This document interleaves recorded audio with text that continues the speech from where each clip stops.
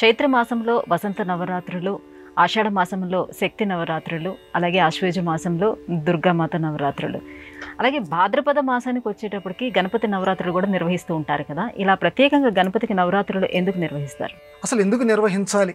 అమ్మవారికి కానీ లేకపోతే మిగతా దేవుళ్ళకి కానీ మన గణపతికి కానీ ఎందుకు నిర్వహించాలి? ఆ ఒక్కరోజు పూజ చేస్తే సరిపోతుంది కదా.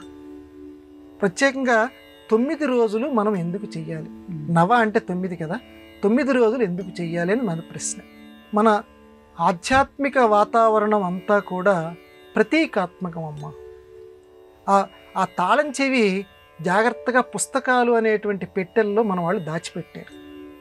ఆ పుస్తకాలు అనేటువంటి పెట్టెల్లో దాచిపెట్టినట్టు ఆ తాళం చేతిని జాగ్రత్తగా గురువుల యొక్క అనుగ్రహంతో మనం తీసుకొని ఆ తలుపుని గనక తీసి లోపలికి వెళ్తే అసలు రహస్యం మనకి బోధపడుతుంది. గణపతి నవరాత్రి ప్రస్తుత విషయానికి వద్దాం. నవరాత్రి అంటే 9 రాత్రులు ఎందుకు చెయ్యాలి? వినాయక చవితి మొదలుకొని 9 రాత్రులు చేస్తారు. రాత్రి అనేటువంటి పదం అజ్ఞానానికి ప్రతీక. నవ అంటే కొత్త, చీకట్లలో ఇంచి కొత్తదనం నువ్వు తెచ్చుకో, అది నవరాత్రి అనేటువంటి పదానికి అర్థం.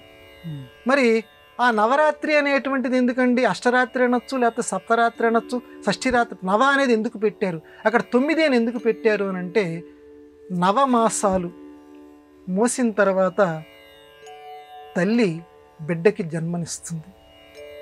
అలాగే కొత్త సృష్టి ప్రారంభమవుతుంది. మనం కూడా అంతే.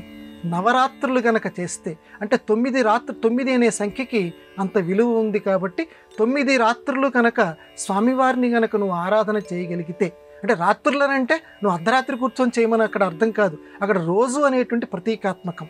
అంటే 9 రోజుల పాటు నువ్వు గణపతిని గనక ఆరాధించగలిగితే తల్లి బిడ్డకి నూతన సృష్టి ఏ రకంగా ఇస్తుందో ఆ రకంగానే నీలో కొత్త జ్ఞానము అనేటువంటి సృష్టి నీకు జరుగుతుంది. అమ్మవారిని నువ్వు ఆరాధించు, కొత్త జ్ఞానము అనేటువంటి సృష్టి నీకు జరుగుతుంది. ఆ 9 అనేది అందుకని అక్కడ పారమార్థికంగా మన వాళ్ళు చెప్పారు. అందువల్ల 9 రోజుల పాటు నువ్వు ఆచరించాలి. ఒక్కరోజు చేస్తే, ఎందుకంటే అందరూ ఏకసంధాగ్రాహకులు కారు, అందరూ ద్విసంధాగ్రాహకులు కారు. ఒక్కసారి చెప్తే కొంతమందికి బోధపడదు. పదే ఆ గణపతి యొక్క గొప్పతనం. అందులో చిన్నపిల్లల్ని ఎక్కువ చేయమన్నారు. గణపతి నవరాత్రులు, మిగతా నవరాత్రులు, దేవీ నవరాత్రులు ఇవి పెద్దవాళ్ళకి బాగా సంబంధించినటువంటివి. గణపతి నవరాత్రులు చిన్నపిల్లలకి యువకులకి బాగా సంబంధించినటువంటివి. అంటే పెద్దవాళ్ళు చేయొద్దని కాదు. ఎందుకనంటే ఈ 9 రోజులు గణపతికి ఏది ఇష్టమో, ఒకరోజు వీణా వాయిద్యం, ఒకరోజు నాటకం, ఒకరోజు పుస్తక పఠనం, ఒకరోజు పురాణం చెప్పించుకోవటం, ఇలాంటి కార్యక్రమాలు 9 రోజుల్లో పెట్టుకో.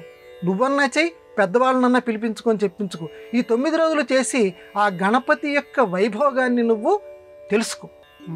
ఒక్క రోజులో నువ్వు చేయలేవు కదా. ఒక్క రోజులో పురాణము, సంగీతము అన్నీ నువ్వు పాటించలేవు కదా. అందువల్ల 9 రోజులు ఒక్కొక్క రోజు ఒక్కొక్కటి కార్యక్రమం. ఏది కార్యక్రమం? ముద్గల మహాపురాణం అంటే నీకు తెలుసా? తెలియదు.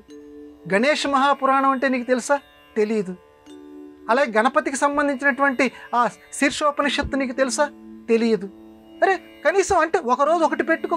ముద్గల మహాపురాణం ఎవరైతే పండితుడు తెలుసో ఆయన అసలు అందులో గణపతి గురించి ఏమనుంది తెలుసుకో. ఒక నవరాత్రుల్లో ఒకరోజు, అలాగే ఇంకొక రోజు అలాగే గణపతి గురించి ఆ మహానుభావుడు ముత్తుస్వామి దీక్షితారు వారు అద్భుతమైనటువంటి కీర్తనలు రాశారట. ఏమున్నాయా ఆ కీర్తనలు?